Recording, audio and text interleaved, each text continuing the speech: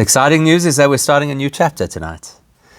And the value of this particular chapter, chapter 9, is that we're going to take information we have built since chapter 1, and we're going to start to put the pieces together.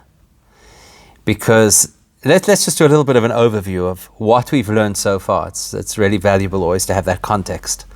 So what have we learned so far? Probably the most important piece of information that we've learned is the dual soul system.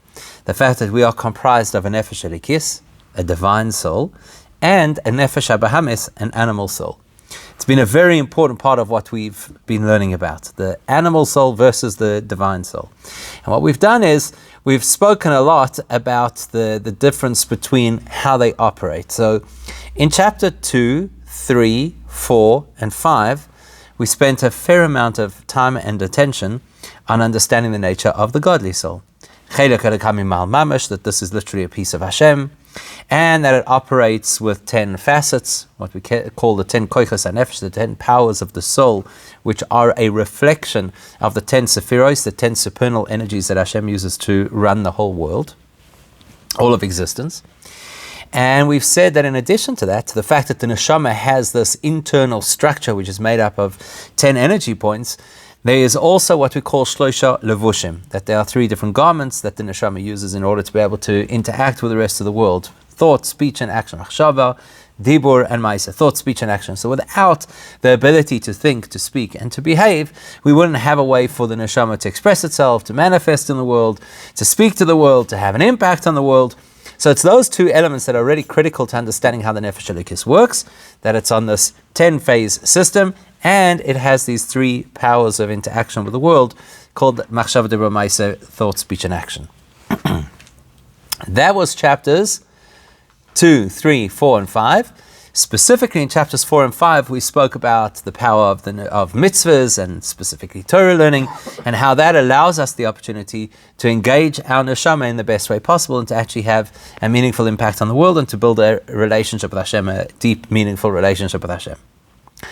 Chapters 6, 7, and 8, which we've just concluded, speak about the other side. They speak about the fact that there's a nefesh habahamis, that there's an animal soul. The nefesh habahamis lives in a world which we call the world of klippa. Klippa is a place of impurity. It's a place of things that interfere with and obstruct our connection to Hashem.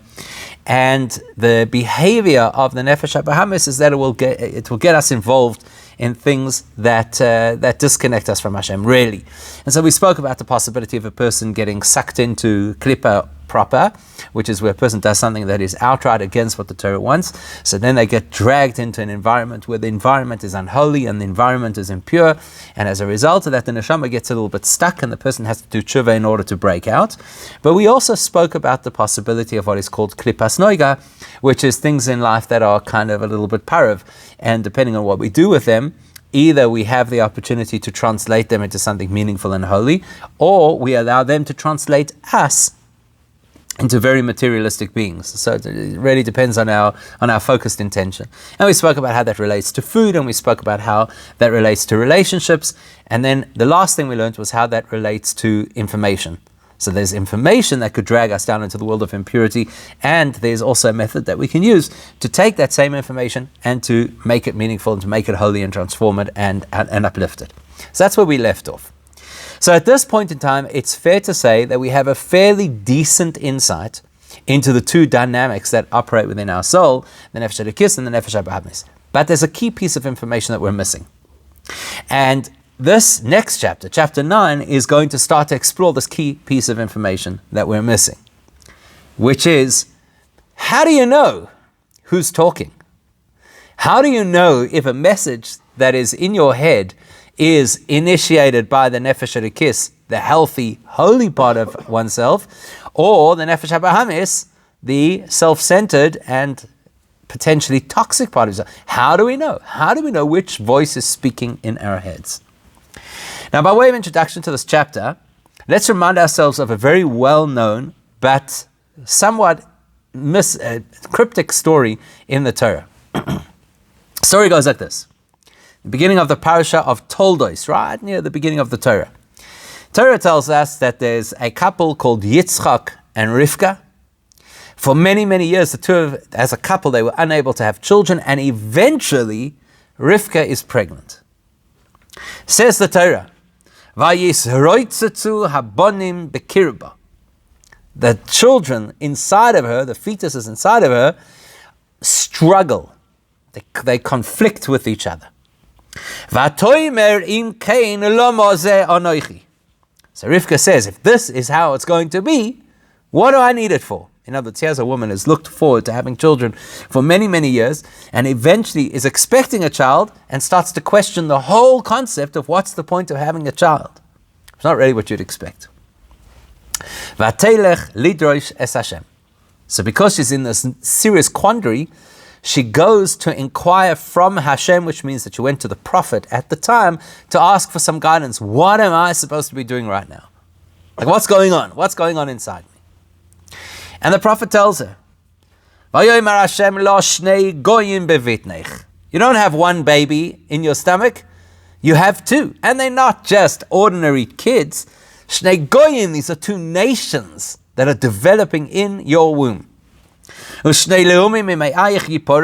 they're going to develop into two superpowers that are going to take diverse paths. And the one nation, the one superpower, will consistently struggle against the other superpower. And at the end, the greater will end up serving the younger, the junior. And Rivka is obviously reassured, and she goes home. And a little bit later, the Torah tells us Yaakov and Esav are born. You couldn't get two more different twins if you tried. Yaakov comes out, and he's got a red complexion, and he's full of hair, and he's a rough guy, and his life quickly develops into a life of debauchery. And Yaakov, who already looks different from birth, because he comes out ish cholok, he comes out, as the Torah later describes it, comes out very smooth skin, and he becomes a quiet individual, Yosef Oiholim, he sits in tents and he learns, and has a very different trajectory of his life to his brother. It's a beautiful story, a story we're very familiar with, but we may not be familiar with a particular lesson that is embedded inside of the story, which is going to be directly relevant to our chapter of Tanya now. Because the Midrash tells us, what bothered Rivka so much?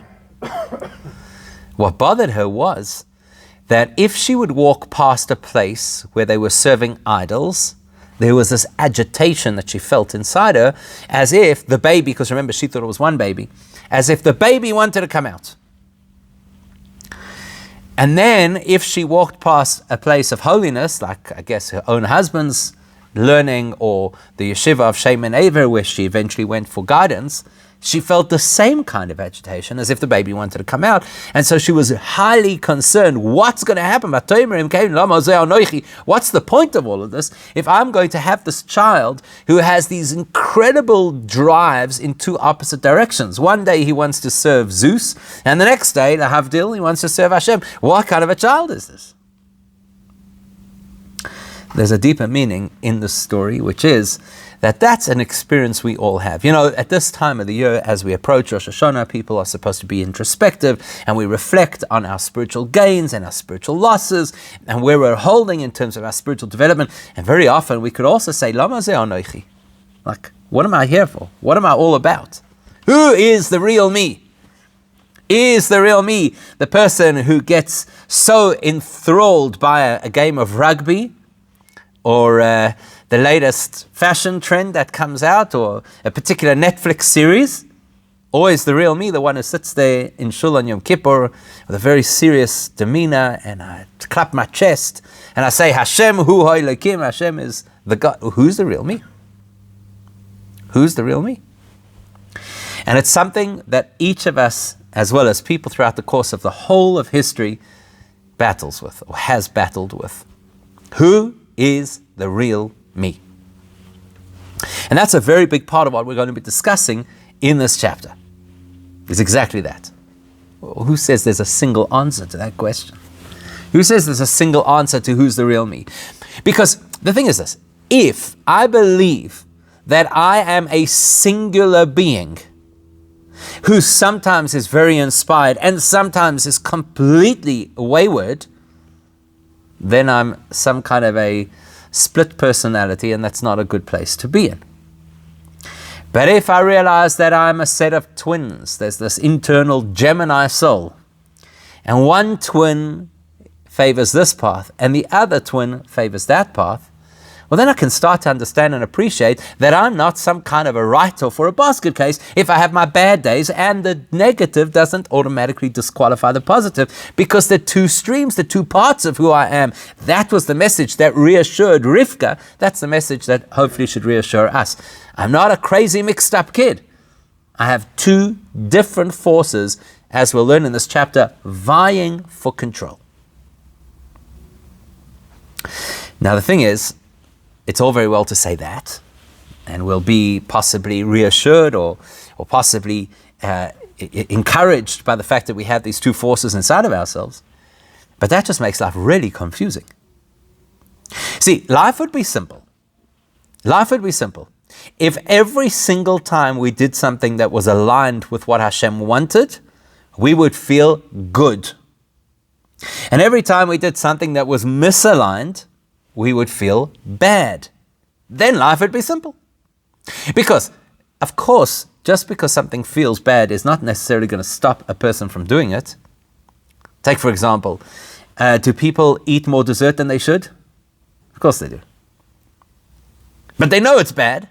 Not only do they know it's bad, they know they're going to feel gross. Because after you've eaten more than you should, you're bloated and you feel a little bit queasy because maybe you had too much sugary stuff, whatever.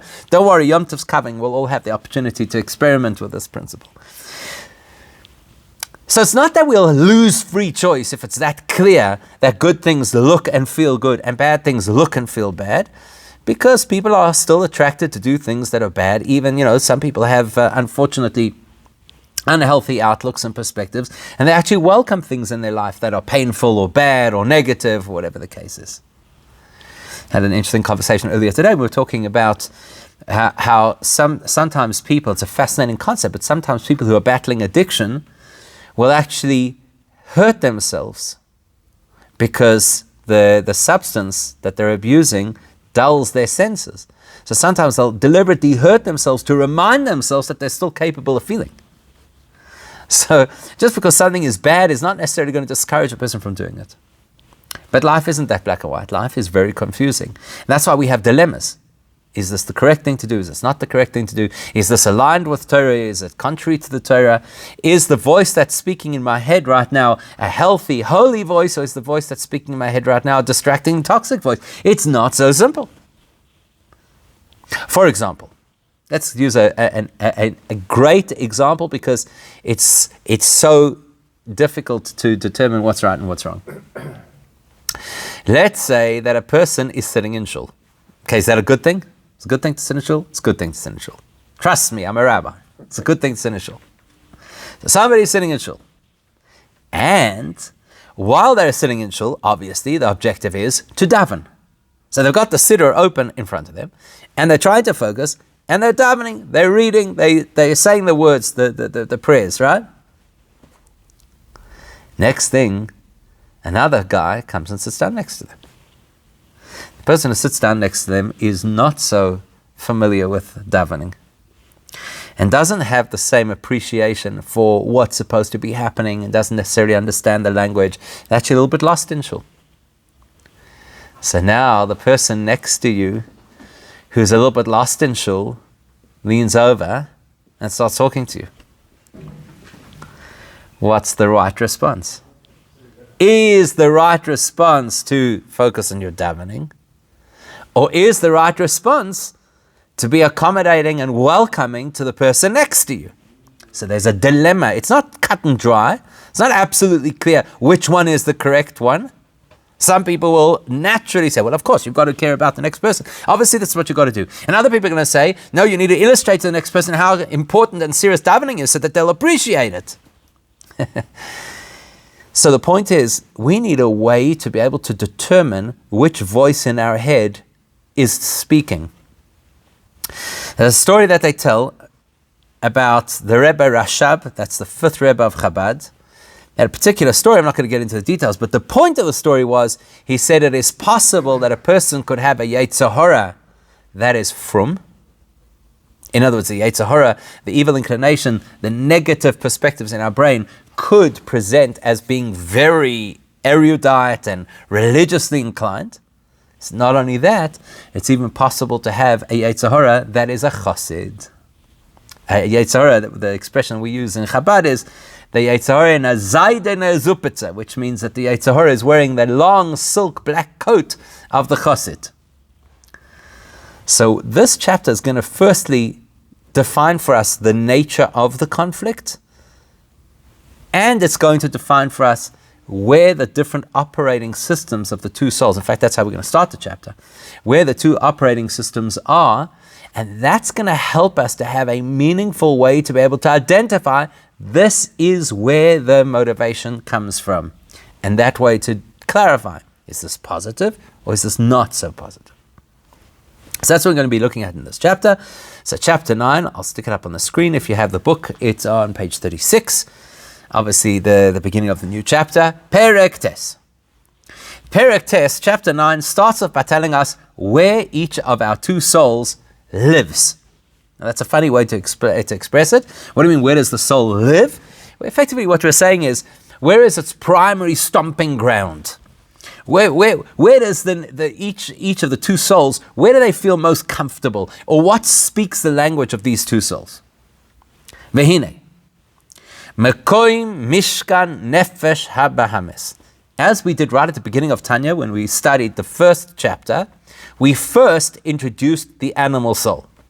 And we're going to do the same thing over here. We're first going to define the parameters of where the animal soul lives. And why do we always start with the animal soul? Well, it's for the same reason we did so all the way back in chapter 1, because the animal soul is our first experience of conscious life. You don't start off life feeling holy. You don't start off life speaking the language of the neshama. We start off life in touch with the nefesh habahamis. That's how it works. You got it? So, you always got to remember to look at the bottom page numbers. Okay. So the place of the so-called resonance, in other words, the place of engagement of the animal soul, She miklipas noiga, which is the soul, as we have already previously learned, that lives in the world of klipas noiga. The definition of klipas noiga is something which by its nature interferes with our connection to Hashem, but it has the potential to be rehabilitated and transformed to actually become an ally. So where is the home, so to speak, of the Nefesh HaBahamis? Bechol Ish Yisrael, which is a universal shared experience of every single one of us as Jewish people. It doesn't matter who we are or how holy we are, we all have a Nefesh HaBahamis and all lives in the same place. Who believe? The place where the Nefesh HaBahamis expresses itself is in the heart. Now, quite a bit later, when we get to chapter 17, we're going to come back to this principle. And we're going to talk about this heart. And we're going to talk about how managing and even so-called breaking our heart is a very key component to teshuvah and rehabilitation and spiritual growth and development. So that's why I'm drawing your attention right here to understand that when we say heart, even though he's going to describe something that sounds anatomically physical, he's actually describing something that is metaphorically abstract. So where does the Nefesh HaBahamis live? In the heart. And where in the heart? Becholol Smoli. In the left side of the heart. As we know, the heart has 4 chambers, and we know that one part of the heart's job is to allow blood to flow in and then become oxygenated and then cross into the other side of the heart and be pumped out as new and fresh and oxygenated blood. Where does the Nefesh HaBahamis, so to speak, live? Where does the Nefesh, the animal soul, hang out? A, in the heart. B, in the part of the heart which is molei dam, which is filled with blood. Now let's pause for a minute. You might remember in chapter 1, when we were originally introduced to the Nefesh HaBahamis, to the animal soul, we were introduced to it in the context of a verse in the Torah. What was that verse? The verse said, Ki Nefesh HaBasar Badam Hi. The soul of the flesh is in the blood. You know what that means? That means that there are two souls. One is the soul of the flesh, meaning to say it is a soul whose objective and purpose is to service the flesh, to service the physical, to service the body, to look after the human. And the other is the neshama, which is not habasar, it's not tethered to the physical. In other words, that's the neshama that existed before a person came into this world, and that will continue to exist after the person leaves this world. But here we're talking about nefesh habasar. So what are we talking about? The soul of the flesh is in the blood. Now we're understanding what that means. See, previously, when we first learned this in chapter 1, we thought basically that means that a person's soul is in their blood. So that's why people, for example, used to have questions when the technology first became available: is a Jewish person permitted to have a blood transfusion? And the reason they would have that question is because the Torah says that the soul is in the blood. So now, if you get somebody else's blood, are you going to land up now getting their soul? Or if you donate blood, there are many people who think that it's against the Torah to donate blood. Why? Nefesh habasar. Then the soul is in the blood. What, you're going to start giving away your soul? What kind of a thing is this? And if, God forbid, a person has to have an absolute blood transfusion, it's that they lose a fortune of blood, and they end up getting somebody else's blood. So what is it? They're going to become a different person? Now they're going to have a different nefesh. So here we get to understand that that is certainly not what the Torah intended. Instead of the Torah intended is Ki Nefesh HaBasar means that there's a soul that thrives in an environment that is an environment driven by blood. What's an environment driven by blood?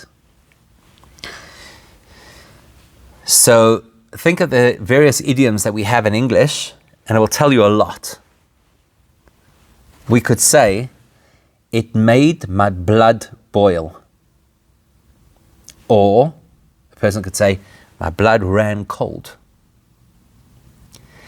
Or a person could say that their heart is on fire, because the heart and the blood are obviously going to be associated with each other. Or the person could say, my heart is full. Or a person could say, I'm heartbroken. What do all of these things have in common, all of these expressions? They are all expressions that describe an emotional state. Heartbroken is an emotional state. Blood boiling is an emotional state. My heart is full. I have pain in my heart. They all describe emotional states. Nefesh habasar, the animal soul, which is called, alternatively, the flesh soul. Where does it live? What's its operating reality? Emotion.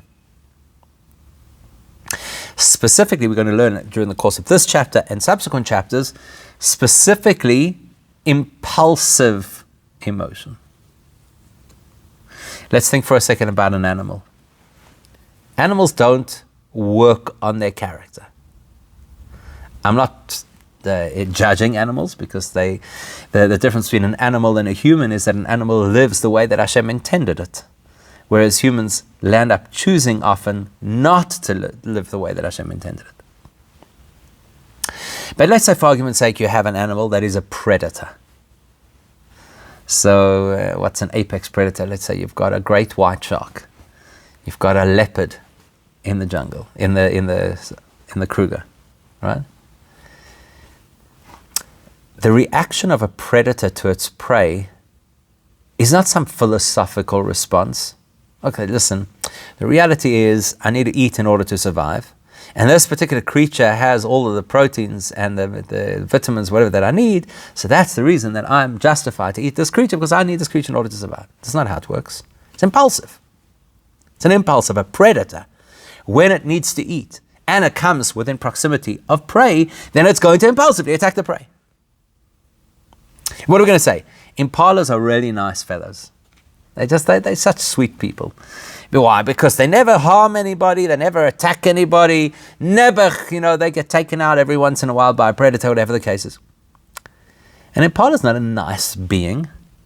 It's just got a different makeup of its emotional impulse. Its instinct and its impulse is designed not to be aggressive. That's not to say that you don't get male impalas that are aggressive and you know they have their bouts and their fights and whatever the case is. But it's not designed to harm another creature in order for it to survive. The nefesh habahamis is similar. It's an instinctual, impulsive being. It lives with blood. That's what it lives with. It lives with the fluctuations of blood. It's a warm-blooded creature. If the environment is heated, the nefesh habahamis is heated. If the environment is docile, the nefesh habahamis is docile. Nefesh habasar, that's where it lives. It lives in the world of the unpredictable emotional state of a human being. And that's exactly nefesh habahamis.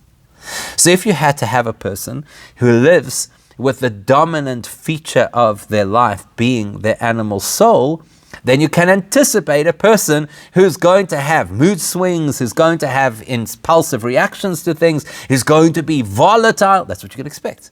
Because nefesh habasar badam, this part of the nefesh, this lives in blood. It operates like blood. It gets tzekocht, as we say. It gets heated, it gets excited, easily excited, and that's essentially how it behaves.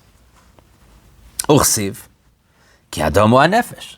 There's another verse in addition to the one that we've already commented on, which is that the soul of the flesh is in the blood. There's another pasuk in the same section in the Torah that says we as Jewish people are not permitted to eat the blood of another creature. Why? Ki adam hu nefesh, because the blood is the environment within which the soul is allowed to operate. We're not allowed to eat the soul of another being. Not that the soul lives in the blood, but the soul allows the blood to have a place.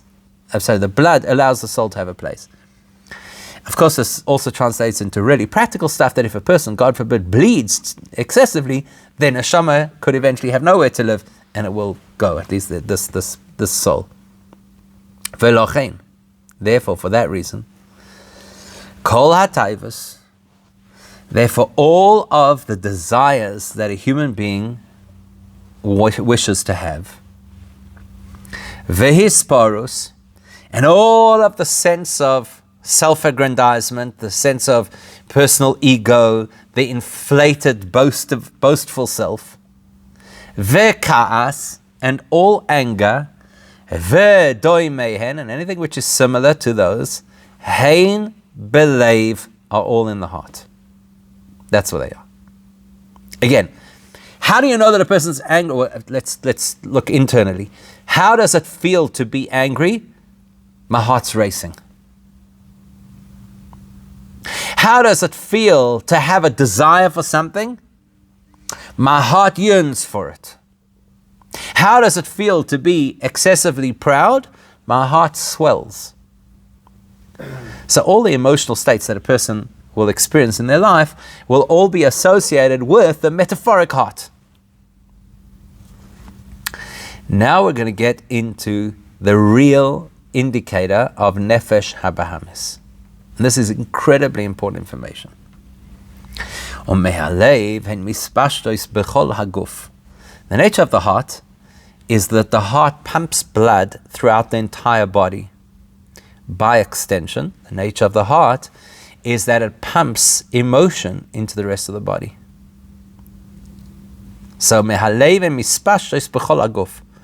when a person has a particularly strong emotion that's pounding in their heart, it's naturally going to flow into and have an impact on other parts of them.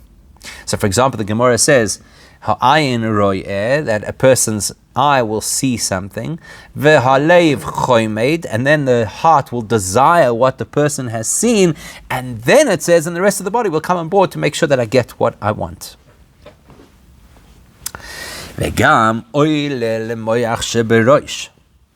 In addition, the nature of the heart is that it will pump blood to the brain as well. So if the heart wasn't functioning, God forbid, the brain would be deprived of oxygenated blood, and that would be obviously extremely dangerous. So part of the heart's purpose is to pump blood to the brain. Likewise, part of the nefesh habahamis' operating system is to pump the emotional attachment of the heart into the analytical experience of the brain, which means lechashev or leharer bohen or leischakem bohen, which means that the person is going to start to think and ruminate over and strategize, how can I get what my heart wants? And this is exactly like the physical anatomy, where the blood originates inside a person's heart, and from the heart, the blood will then spread and circulate throughout the rest of the body, including to go all the way up into the brain. Let's understand what's going on over here. There's a well-known parable that is attributed to the Dubna Maggid. The Dubna Maggid was an individual who had a very creative way of sharing different parables to illustrate important principles in Judaism and in Torah. So the Dubna Maggid tells the story that there's a fellow walking in a forest, and he notices that every few trees has a target on it, and there's an arrow in the bullseye of the target. So he thinks, wow, this is incredible, Who's this archer who has such incredible precision?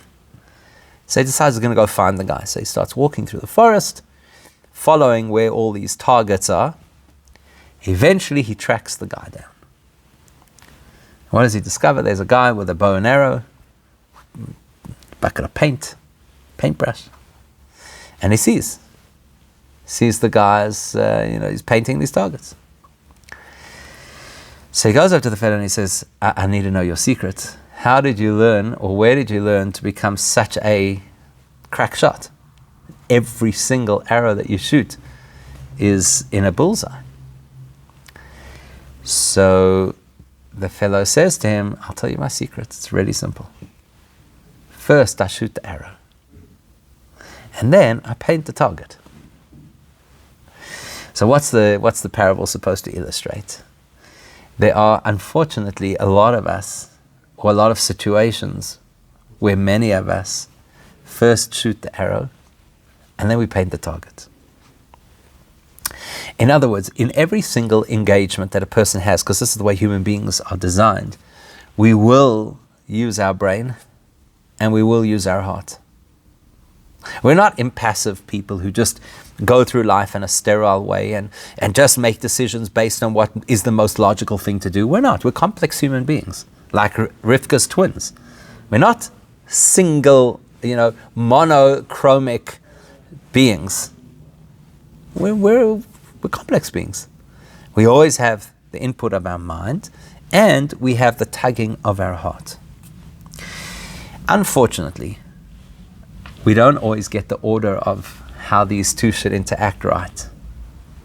And sometimes what we do is we shoot the arrow, and then we start painting a target, which effectively means we decide that we need something or we want something, and then we start to rationalize why we need or want it. So let's use an example, right? So the example is a person's walking through a shopping mall. Now, the entire purpose of shopping malls is to bait people into buying things that they don't necessarily need.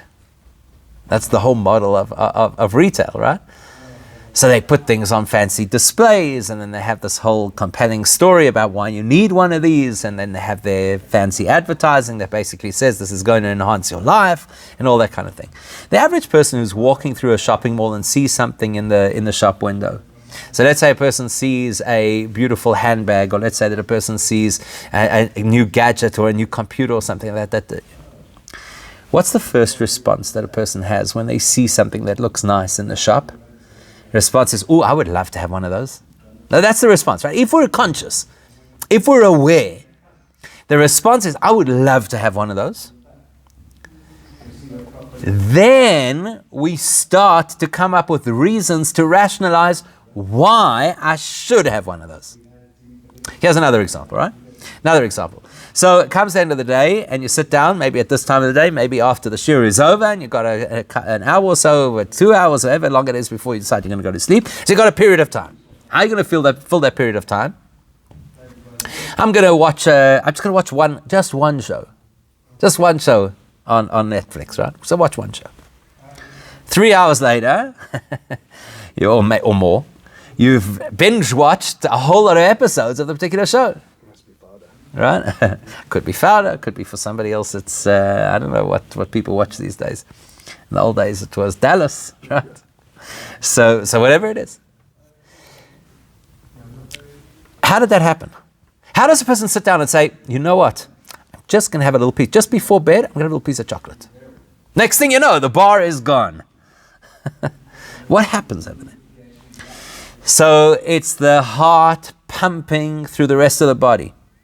The nature of the heart is to have an impulsive, undisciplined reaction. That's the nature of the heart. So people who lead with their heart, even though it's very often seen as a great asset and it's very positive and people speak highly of it, lead with your heart. But the reality is that leading with your heart means it doesn't necessarily make sense. And a lot of the time that's not a good thing. And it is very often undisciplined. So it leads with, I need a piece of chocolate. Why do I need a piece of chocolate? I want a piece of chocolate. But I'm not going to tell myself I want a piece of chocolate because I am tempted to have some chocolate. I'm going to tell myself, it's been a rough day. And I just need something that's going to help me feel a little bit better about myself before I end the day. Why does a person sit down to watch the TV program? Okay, it could be because I love that particular program. Or it could be, I just want to do something mindless. But I don't really want to do something mindless. My brain tells me that's a waste of time, that's a waste of life. So I rationalize. And so you have to understand, I need to unwind. It's been a really heavy day. I've got brain fog. I thought too much today. I did too much today. I just need something that's going to numb everything. Right? So what's the nature of the heart, which is the stomping ground of the nefesh habahamis? Shoot the arrow. In other words, decide what it is that we want, because that's where the nefesh habahamis comes from. I want X.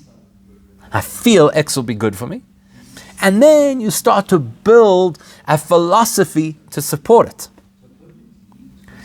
Now here's the interesting thing. When the Alter Rebbe wrote this 200 odd years ago, the suggestion that people would live based on the heart, based on the nefesh habahamis, shooting the arrow and then painting targets around it, was probably, I would assume for most people, about justifying bad behavior. So I want something, and therefore I'm going to justify why I need it. I don't think anybody at the time would have conceived of a world where you would have entire societies that want to create entire movements with whole philosophies to support things that people just want to do. I want to be X, so I need the whole society to recreate itself to support the fact that I'm X. I don't think that was known in the shtetl. But if you want to appreciate the explosion of nefesh habahamis thinking and behavior, well, there we go. We're living in a time where there's an explosion of nefesh habahamis behavior. Because what is the definition of nefesh habahamis behavior? I follow my instinct, my impulse, my desires, and then I explain and rationalize why, in fact, they should be followed. So how does he describe it over here? It starts off, the blood starts in the heart and then it pumps into the brain. Likewise, it starts with a desire, and then I start to figure out a way to explain to myself why I justify that particular desire. Now this is incredibly useful information for us, because the greatest challenge we're going to have in terms of trying to balance our internal workings is going to be to know which voice is speaking. How do I know if what I feel like doing right now is godly and holy, or if it's wayward? How do I know? Here's our first major clue. Did it start with analysis, or did it start with impulse? Anything it's not the only clue, but it's the first and probably the most valuable clue. If what I'm about to do started on a whim, and then I found myself trying to explain why, chances are that's not my neshama speaking. So let's go back to our scenario. Here's a person who is sitting in shul and davening. And somebody plonks themselves next to them and starts to talk to them. Now, if you continue to daven, you're doing something which apparently is holy, because you're davening. And if you give time to another person, you show love to your fellow Jews sitting next to you in shul, that's a positive thing. So now you don't have this choice between, for example, do I want to go to shul or do I want to press snooze, right? Because then it's pretty clear which one's the appropriate choice and which one's the inappropriate choice. Even though pushing snooze, I justify to myself, you don't understand. If I have a little bit more sleep now, I'll be more productive during the rest of the day. It will be better for me. I'll have a better elul. You know, the whole convoluted thing. Where did I start? I started with wanting to press snooze. Here we're talking about something that's a little bit more nuanced. Should I daven? Or should I help the guy who's next to me who's lost in shul? And the answer is, it may not be the same answer in all circumstances or for all people. Could be that for one person, the best response is to talk to the person next door, make them feel at home. And for the other person, could be the best response is to continue davening. Or the circumstance, or the day of the year, or who the other person is. So how do I know which one it is? I've got to be highly attuned to where did the response start. That person sat down, and this is something we're generally not so good at doing. We're not so good at being able to distinguish what was my first impulsive reaction and what was my subsequent calculated reaction. So this person sits down next to me. Is my first reaction, oh no, here's somebody who's going to disturb me? Then that's an impulsive reaction of the Yetzer Hara, of the Nefesh HaBahamis, the animal soul. Why? Because this is about me. I am this great spiritual being who is in the midst of this great spiritual exercise. And who are you to come in and disturb me? Well, that's Nefesh HaBahamis. But if the first reaction that a person had was, this is what Judaism is all about, caring for the next person, then I'll know that that's not something that's coming from my impulse, it's coming from something I've learned. I've learned to value the next person. I've learned to value that sometimes you have to be able to suspend your own spiritual progress in favor of what somebody else needs. So that's the first key principle that we're learning in this chapter, is to be able to know that Nefesh HaBahamis input always starts first with what I want, feel, reject, am threatened by, etc., and then develops into a philosophy to support it. In the next piece, we're going to see how the Nefesh HaElokis operates from the exact opposite approach, and then we'll discuss how the two of them clash and how to manage that conflict. But please God, we'll continue that next week.